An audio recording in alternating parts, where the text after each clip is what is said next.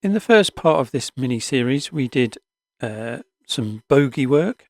Last time we did some body work where we took the rotten chassis and fabricated a new one out of some plasticard sheet. In this episode, we'll deal with mainly the bodies. We'll do some remedial repair work and get them ready to fix to the homemade chassis that we made last time. Before we do that though, I want to go over a few things and give a shout out to Kelly Miller, who's managed to do this very same project but in brass. All respect to you for doing that. Metalwork is probably the best way to do this project because it solves all of the weight issues at the same time. My preferred medium is plastic, which is why I've decided to do it in plastic. Now, last time I built two versions of this chassis, what I called the basic and the advanced one. The difference being is that the basic one, the motor sits really high and there's no room to put the fan unit on and the body at the same time. It just sits too high and you can't get the body on. So that's why I did the second one, the advanced one, where I dropped the chassis down, dropped the motor down as far as possible, which is why you get the two cutouts in the bottom where the flywheels sit. And that enables the fan unit to go on and the body at the same time. I think it's called something like developmental advancement. Something else I forgot to mention was the trimming of the ends of the chassis block where it fits into the cab. It doesn't have to be super accurate at this stage, and we'll have a look at that a bit later on when we put the skirts underneath. So last time we measured a good chassis to see where the body fixing bolts would pop out, and I measured it at about 140.5 millimeters. I also measured the rotten chassis, and that measurement turns out to be considerably more, which is why it snaps all of the fixings inside of the body shell. Repairing these is key. It's not easy, but once it's done, it gives us a better platform to fix our chassis to. So I just said it was hard to do. It was even harder to film. I used the slitting saw on the Dremel rotary tool and on the slowest speed setting possible. That way you don't do any permanent damage or drill through the side. Holding the Dremel as vertical as possible and so the blade is level, we're cutting the bad bit off of the fixing. Sometimes they snap really low down, which is not particularly great. Other times they snap higher up, which is an easy fix.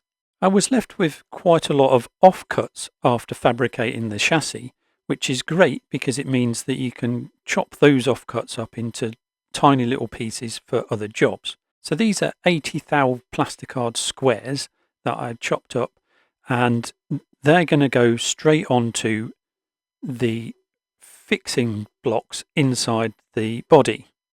Glued on with my preferred liquid poly EMA plastic weld. That'll give us a nice base to build up upon. The fixing screw thing that the body fixing bolt screws into should be about 24 millimeters below the edge of the body. Knowing that measurement, we can use our knowledge of plasticard thicknesses to build up a platform where that will be the correct depth. For extra security, I like to then surround our little pile of plastic strips with some epoxy glue. We can then double check our measurement by inserting our chassis into the body, and the bottom edge of the body should be flush with the bogie mounting plate. To triple check against what we've already done, we can then measure against the lower part of the body edge and the motor well and where the bottom of the fuel tank sits, and that should also be very flush to the bottom edge of the body. We know that it's going to fit in, now we need to be able to secure it. In my experience, you'll be really, really unlucky to have all 4 of the fixing points in the body snap off. In this particular one, I had 3 snap off. So using the one that's still good, I secured the chassis inside the body. And then in the opposite corner, with a 1.9mm drill, put a pilot hole into the plastic stack that we've just done a minute ago. Take the body off, and so we can see what we're doing. Drill down about 4mm or until the sprue coming out of the hole turns blue. Be careful not to drill through the side of the body. With a 2.6mm drill, we can then drill out for the brass nut thing that goes into the body that holds the nut, that retains everything.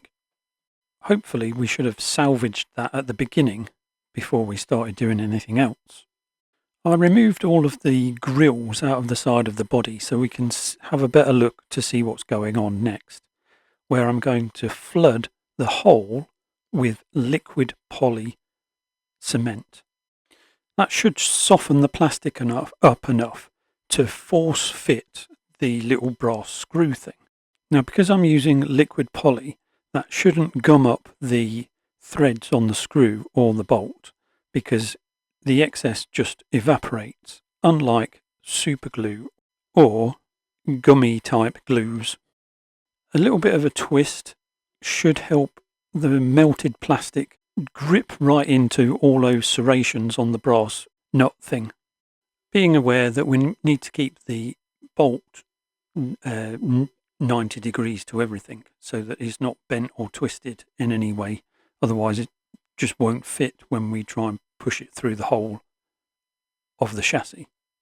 Turning our attention to some of the other issues that surround the Mazack rot exploding chassis syndrome, one of which is the front end of the cab being pushed out, along with some of the corners, the bottom edge corners, disappearing as well.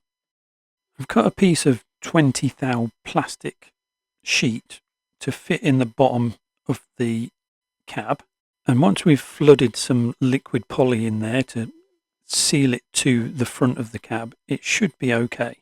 For the snapped out corners, I put a great big blob of filler into the hole that's left, waited 24 hours for it to cure and dry properly, then sanded it to the correct profile of the cab front.